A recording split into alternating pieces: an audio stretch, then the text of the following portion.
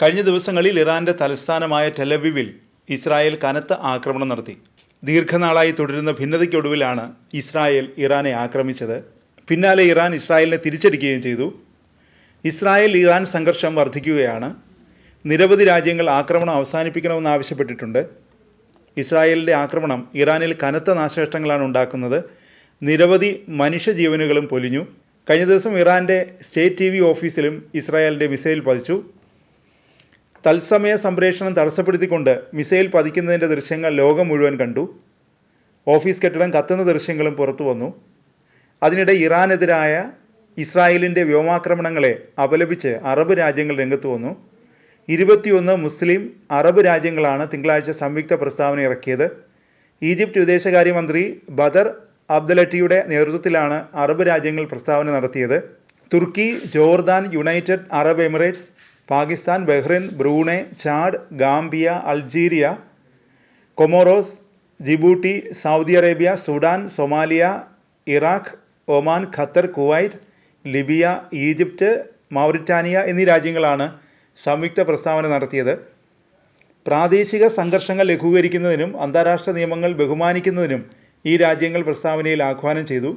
ചില രാജ്യങ്ങൾക്ക് മാത്രം ആണവ നിരായുധീകരണം എന്നത് മാറി എല്ലാ രാജ്യങ്ങൾക്കും ആണവ നിരായുധീകരണം വേണമെന്നും ഈ രാജ്യങ്ങൾ ആവശ്യപ്പെട്ടു. ഇറാന് നേരെയുള്ള ഇസ്രായേലിൻ്റെ ആക്രമണങ്ങളെ ഈ രാജ്യത്തിലെ വിദേശകാര്യമന്ത്രിമാർ അപലപിച്ചു. ആക്രമണങ്ങൾ അന്താരാഷ്ട്ര നിയമങ്ങളുടെയും ഐക്യരാഷ്ട്രസഭയുടെ ചാർട്ടറിൻ്റെയും ലംഘനമാണെന്നും ചൂണ്ടിക്കാട്ടി. ദേശീയ പരമാധികാരം, പ്രാദേശിക സമഗ്രത, നല്ല അയൽപക്ക ബന്ധങ്ങൾ എന്നിവയെ ബഹുമാനിക്കേണ്ടതിൻ്റെ ആവശ്യകത സംയുക്ത പ്രസ്താവനയിൽ ഊന്നിപ്പറഞ്ഞു. സമാധാനപരമായ തർക്കപരിഹാരത്തിനും രാജ്യങ്ങൾ ആഹ്വാനം ചെയ്തു. ആക്രമണം അപകടകരമായി വർദ്ധിക്കുന്നതിൽ മന്ത്രിമാർ ആശങ്ക പ്രകടിപ്പിച്ചു. അത് പ്രാദേശിക സുരക്ഷയ്ക്കും സ്ഥിരതയ്ക്കും ഗുരുതരമായ പ്രത്യാഘാതങ്ങൾ ഉണ്ടാക്കുമെന്നും മുന്നറിയിപ്പ് നൽകി.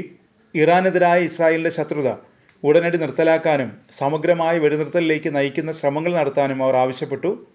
അതിനിടെ ഇറാൻ്റെ സൈനിക കമാൻഡർ അലി ഷദ്മാനിയെ വധിച്ചതായി ഇസ്രായേൽ അറിയിച്ചു. തെഹ്റാനിൽ നടന്ന ആക്രമണത്തിലാണ് അനി ഷദ്മാനി കൊല്ലപ്പെട്ടതെന്നാണ് ഇസ്രായേൽ സൈന്യം അവകാശപ്പെടുന്നത്.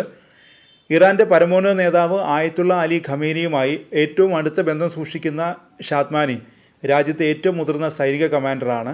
ഇറാൻ റവല്യൂഷണറി ഗാർഡ് കോറിൻ്റെ Khatam al Anbiya central headquarters commander Gholam Ali Rashid Israel ആക്രമണത്തിൽ കഴിഞ്ഞ വെള്ളിയാഴ്ചയാണ് കൊല്ലപ്പെട്ടത്.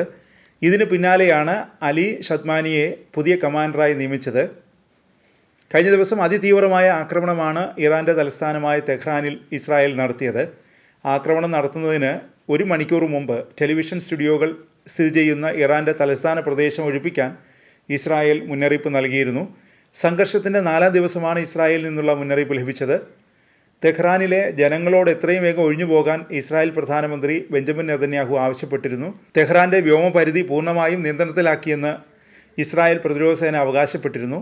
പിന്നാലെയാണ് തെഹ്റാനിൽ നിന്ന് ഒഴിഞ്ഞു പോകാൻ ജനങ്ങളോട് നെതന്യാഹു ആവശ്യപ്പെട്ടത്. ഇസ്രായേലും ഇറാനും തമ്മിലുള്ള യുദ്ധം തുടരുകയാണ്. ഞായറാഴ്ച രാത്രി തിങ്കളാഴ്ച പുലർച്ചെയുമായി നടന്ന ആക്രമണത്തിൽ ഇറാൻ്റെ ബാലിസ്റ്റിക് മിസൈൽ ലോഞ്ചറുകളിൽ 3-1 പ്രതിരോധ സേന തകർത്തതായി ഇസ്രായേൽ അവകാശപ്പെട്ടിരുന്നു. പിന്നാലെയാണ് തെഹ്റാനിൽ ആക്രമണം നടത്തുമെന്ന് നെതന്യാഹു മുന്നറിയിപ്പ് നൽകിയത്.